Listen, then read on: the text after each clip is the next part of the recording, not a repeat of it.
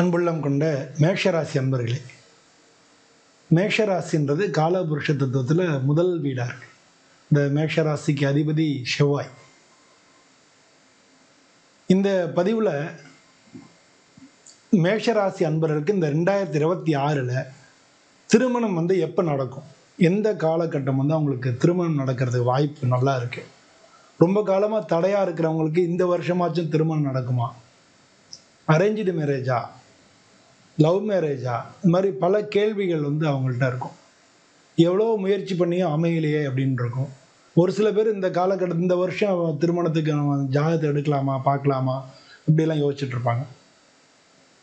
So இந்த 2026 மேஷராசி அன்பர்களுக்கு திருமணத்துக்கு எப்படி இருக்குது அப்படின்னு தான் இந்த பதிவில் பார்க்க போகிறோம். அதனால் இந்த வீடியோவை கடைசி வரைக்கும் ஸ்கிப் பண்ணாமல் பாருங்கள். உங்களுக்கு திருமண வாய்ப்புகள் எப்படி இருக்குது அப்படின்றத நம்ம அதுவும் எப்போ எந்த காலகட்டங்கள் உங்களுக்கு நல்லா இருக்குது, அமையறதுக்கான வாய்ப்பு இருக்குது அப்படின்றத, ஒருவேளை அமையலை அப்படின்னா எந்த மாதிரியான பரிகாரங்கள் நீங்கள் பண்ணீங்கன்னா இந்த வருஷத்தில் உங்களுக்கு திருமணம் அமையும் இப்படின்ற இந்த மாதிரி விஷயங்களை நம்ம இந்த பதிவில் பார்க்க போகிறோம். இந்த வீடியோ ஸ்கிப் பண்ணாமல் கடைசி வரைக்கும் பாருங்கள்.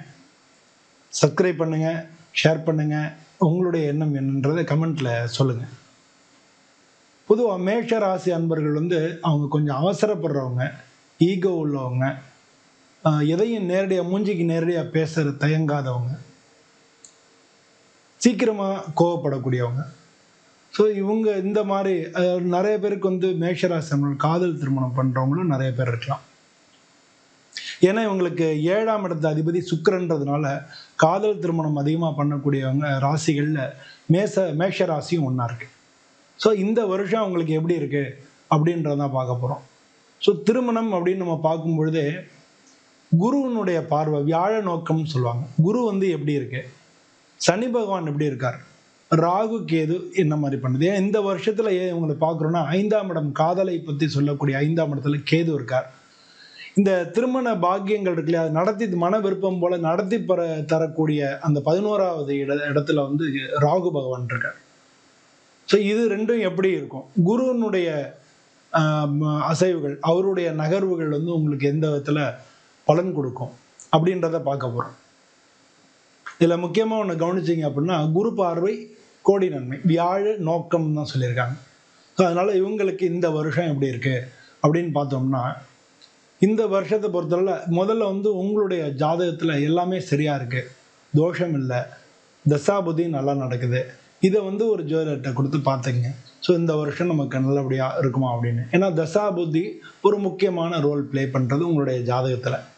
இப்போ நம்ம இதில் பார்க்குறது கோச்சாரம் தான். இந்த கிரகங்கள் எப்படி இருக்குது அப்படின்றது இந்த கோச்சாரம் தான். கோச்சாரப்படி உங்களுக்கு எப்படி இருக்குது அப்படின்னு பார்க்க போகிறோம். அப்படி பார்த்தோம்னா இந்த வருஷத்தை பொறுத்தளவில் குரு பகவான் 3ஆவது இடத்துல இருந்தாலும் வக்ரமாக இருக்கார். மார்ச் மாதம் 11ஆம் தேதி வக்ர நிவர்த்தி ஆகுது. இந்த வக்ர நிவர்த்திக்கு அப்புறம் உங்களுடைய 7ஆம் இடத்து பார்வை, அவர் வக்ரமாக இருக்கிறனால டிலே பண்ணுவார். எல்லாம் பேசினா கூட கடைசி நேரத்தில் கை நழுவி போயிருக்கு. என்ன காரணம்னே தெரியாது மேஷராசி அன்பர்களுக்கு. இது எதனால நமக்கு திருமணம் தடையாச்சு அப்படின்றது அவங்களுக்கே புரியாது. ஸோ அப்படி இருக்கக்கூடியவங்க இந்த 7ஆம் இடத்துல வக்ர குரு பார்க்குறார். அதனால எல்லாமே கூடி வந்தால் கூட கடைசி நேரத்தில் கை நழுவி போயிடும். அதனால டிலே ஆகும். அவர் வக்ர நிவர்த்தி மார்ச் மாதம் 11ஆம் தேதி ஆகிறார். இந்த வக்ர நிவர்த்தி உங்களுக்கு திருமண பாக்கியத்தை கொண்டு கொடுக்கும். ஸோ மார்ச் மாதம், ஏப்ரல் மாதம், மே மாதம் இதெல்லாம் உங்களுக்கு திருமணத்துக்கு, பேச்சுவார்த்தைக்கு நடக்கிறதுக்கு மிக மிக நல்ல காரணமாக இருக்குது. சனி பகவான் 12ல் இருக்கிறது அது கொஞ்சம் தடைகளை கொடுக்கக்கூடியவர் தான். அவர் கொஞ்சம் டிலே தான் பண்ணுவார், ஆனால் நிலையான வாழ்க்கையை கொடுப்பார். ஸோ ஒருத்தருக்கு திருமணமாகணும், வேலை கிடைக்கணும், திருமணமாகணும், குழந்தை பிறக்கணும், இந்த 3 இடத்துலையுமே சனி பகவானுடைய ரோல் ரொம்ப முக்கியமானது. உங்களுடைய ஜாதகத்தில் சனி பகவான் மட்டும் நல்ல பொசிஷனில் இருந்துட்டார் அப்படின்னா நீங்கள் அதை பற்றி கவலைப்பட வேணாம். இந்த காலகட்டங்களில் கண்டிப்பாக நடக்கும். மார்ச்லேருந்து மேக்குள்ளே நல்ல பேச்சுவார்த்தைகள் எல்லாமே நடந்து மேரேஜ் ஃபிக்ஸ் ஆகும். அதனால் ஜூலை செப்டம்பர் இருக்கு இல்லையா, ஜூலைலேருந்து செப்டம்பருக்குள்ளே கல்யாணம் ஆகும், திருமணம் நடந்துடும். அதுக்கு முன்னால் மேரேஜ் ப்ரப்போசல் வரும், பேச்சுவார்த்தைகள் நடக்கும். இதெல்லாம் நடந்து உங்களுக்கு கல்யாணத்துக்கான வாய்ப்புகள் மிக அதிகமாக இருக்குது. நவம்பர் டிசம்பரில் இந்த வருஷ கடைசியில் ரொம்ப நாளாக டிலே ஆகிட்டே இருது, இந்த காலகட்டத்தில் நடக்கலைன்னா நவம்பர் டிசம்பரில் கண்டிப்பாக நடந்துடும். ஸோ அந்த மாதிரி காலகட்டங்கள் உங்களுக்கு இன்னும் ரொம்ப பிரைட்டாக இருக்குது. நவம்பர் டிசம்பரில் நிச்சயமாக நடந்துடும். ஸோ உங்கள் ஜாதகத்தில் 7ஆம் இடத்துல சனி இருக்கா, சூரியனும் செவ்வாயும் சேர்ந்துருக்கா, சூரியனும் சுக்கிரனும் சேர்ந்துருக்கா, ராகுக்கு எது தடை ஏற்படுத்துகிறாரா, இந்த மாதிரியான விஷயங்களை நீங்கள் அனலைஸ் பண்ணீங்கன்னா தசாபுத்தி என்ன நடக்குது, ஸோ இந்த தசாபுத்தியில் நடக்குமா இப்படின்ற இந்த மாதிரி விஷயங்கள் நீங்கள் ஆல்ரெடி ஜாதகத்தை காமிச்சிட்டு தான் நீங்கள் பார்த்துருப்பீங்க. ஜாதக பொருத்தம் பார்க்குறது ஜோதிடர்லாம் போகும்.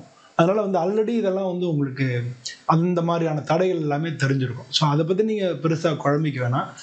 நீங்கள் உங்களுடைய முயற்சி, விடாமுயற்சி இருக்கு இல்லையா, அவசரப்படாதீங்க, ஈகோ காமிக்காதீங்க. அது வந்து ஈகோ கிளாஷ் வந்து பிரச்சனைகளை ஏற்படுத்தும். அதுவும் வந்து காதல் பண்ணுறவங்களுக்கு இந்த வருஷத்தில் வீட்டோட சம்மதத்தோட கல்யாணம் பண்ணணும் நீங்கள் எதிர்பார்த்துட்டே இருந்தீங்கன்னா அந்த மாதிரியான விஷயங்களை நிறைவேறதுக்கான வாய்ப்புகள் மிக அதிகமாக இருக்குது. ஸோ அதனால் இந்த காலகட்டம் உங்களுக்கு இந்த வருஷம் வந்து தாமதமான திருமணம், தாமதமானவங்களுக்கெல்லாம் நடைபெறத்துக்கு, மேஷராசி அன்பர்களுக்கு நடைபெறத்துக்கு இந்த வருஷம் மிக மிக சாதகமாக இருக்கு. அதனால உங்களுடைய முயற்சிகளை தொடருங்க. அப்படியும் திருமணம் டிலே ஆகிட்டே இருக்கு அப்படின்றவங்க வெள்ளிக்கிழமை அன்னைக்கு நவக்கிரகத்தில் சுற்றி வந்து சுக்கிர பகவானுக்கு வெள்ளை பூக்கள், வெள்ளை மலர்கள் அதை வந்து வச்சு அர்ச்சனை பண்ணி ஒரு பச்சை இது அவருக்கு வேண்டிய தானியங்கள், மொச்சை, அந்த தானியத்தை வந்து வச்சு வணங்குங்க. இல்லை மொச்சை சுண்டல் போட்டு 4 பேருக்கு கொடுக்கலாம். மொச்சை சுண்டல் போட்டு கொடுக்கலாம். இல்லாட்டினா ஒரு 100 கிராம் தானியத்தை வாங்கி வச்சுட்டு ஒரு தேங்காய், வெத்தலைப்பாக்கு, வாழைப்பழம் வாங்கி அர்ச்சனை பண்ணி கொஞ்சம் வெள்ளை மலர்கள் சாத்தி ஒரு வெள்ளை துணி அவருக்கு கட்டி, அது மாதிரி நவகிரகத்தில் சுக்கிர பகவானை விடாமல் ஒவ்வொரு வெள்ளிக்கிழமையும் வேண்டிகிட்டே வாங்க. நிச்சயமாக இந்த வருஷம் வந்து அந்த தடைகள் மீறி நடந்துடும். ஒரு சில பேருக்கு செவ்வாயினால தடை வருதுன்னு, செவ்வாய் தோஷம்னு சொல்கிறாங்க. செவ்வாயினால உங்களுக்கு தடை இருக்குது அப்படின்னா சூரிய செவ்வாய் சேர்க்கை இருக்குது. இந்த மாதிரி இருக்கிறவங்க வந்து முருகனுக்கு செவ்வாய்க்கிழமை அன்னைக்கு விளக்கேற்றி அர்ச்சனை பண்ணணும். இதில் வந்து முக்கியமான மேஷ ராசிக்காரங்க எல்லாருமே சூரியனார் கோயிலும் கஞ்சனூரும் பக்கத்தில் இருக்கும். சூரியனார் கோயிலுக்கும் போய் அர்ச்சனை பண்ணிட்டு கஞ்சனூருக்கும் போய் அர்ச்சனை பண்ணிட்டு வந்தீங்கன்னா சூரிய சுக்கிர தோஷம் முடிஞ்சு உங்களுக்கு திருமணம் நடக்க வாய்ப்புகள் மிக அதிகமாக இருக்கு. ஸோ அதனால உங்களுடைய ஜாதகத்தில் சொல்லியிருப்பாங்க இல்லையா, அதை வச்சுக்கிட்டு பண்ணுங்க. ராகு கேது பிரச்சனை உள்ளவங்களுக்கு ராகு கேதுக்கு வந்து பரிகாரம் பண்ணீங்க, நிச்சயமாக வந்து கல்யாணம் நடந்துடும். ராகு கேது இருக்கிறவங்க எல்லாருக்குமே கல்யாணம் நடக்கலாம் சேருது. ஸோ பொதுவாக வந்து இந்த மாதிரி காலகட்டங்களில் இது வந்து பெண்களுக்கான காலகட்டம் அப்படின்னு நம்ம சொல்லலாம். ஸோ ஆண்களில் நிறைய பேர் கல்யாணம் ஆகாமல் இருக்கிறத நம்ம பார்க்குறோம். கல்யாணம் ஆகியும் பல பேருக்கு வந்து பிரச்சனைகள் வர்றது, குடும்பத்தில் பிரிவினைகள் வர்றது, இதெல்லாம் பார்க்குறோம். ஸோ அதனால் வந்து ஜாதகத்தை பொருத்தம் பார்த்து நல்ல முறையில், அந்த எத்தனை பொருத்தம்ன்றது மட்டும் பார்க்கக்கூடாது, கட்டங்களையும் பொருத்தம் பார்த்து அதில் உள்ள அந்த கட்டங்களில் உள்ள தோஷ சாமியம், பாவ சாமியம், பாவம் இருக்குல்லையே, அந்த பாவங்கள் அதனுடைய தோஷங்கள் வந்து 2 பேருக்கும் சமமாக இருக்கணும். அதுக்கு சாமியம்னு பேர். பாப சாமியம் அதையும் பாருங்க. சஷ்ட அஷ்டக தோஷம் இருந்தால் பிரிவினை வரும்.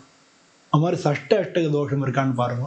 இந்த மாதிரி ஒரு ஜாதகத்தை பொருத்தம் பார்த்து நீங்கள் கல்யாணம் பண்ணீங்கன்னா கல்யாண வாழ்க்கை சிறப்பாக இருக்கும். இந்த வருஷத்தில் மேஷராசி அன்பர்கள் பல பேருக்கு திருமணம் நடக்கிறதுக்கான வாய்ப்புகள் மிக மிக அதிகமாக இருக்குது. அவங்களோட முயற்சிகளை விடாதீங்க. உங்கள் ஜாதகத்தில் உள்ள மாதிரி பரிகாரம் பண்ணிக்கோங்க. உங்கள் ஜாதகத்தை ஒரு முறை நீங்கள் செக் பண்ணிக்கிறதும் மிக மிக நல்லது. இந்த வருஷம் மேஷராசி அன்பர்கள் அனைவருக்கும் திருமணம் நல்ல முறையில் நடக்கணும்னு சொல்லி நானும் சுவாமியை பிரார்த்தனை பண்ணிக்கிறேன். அனைவருக்கும் நன்றி. ஓம் நம சிவாய்.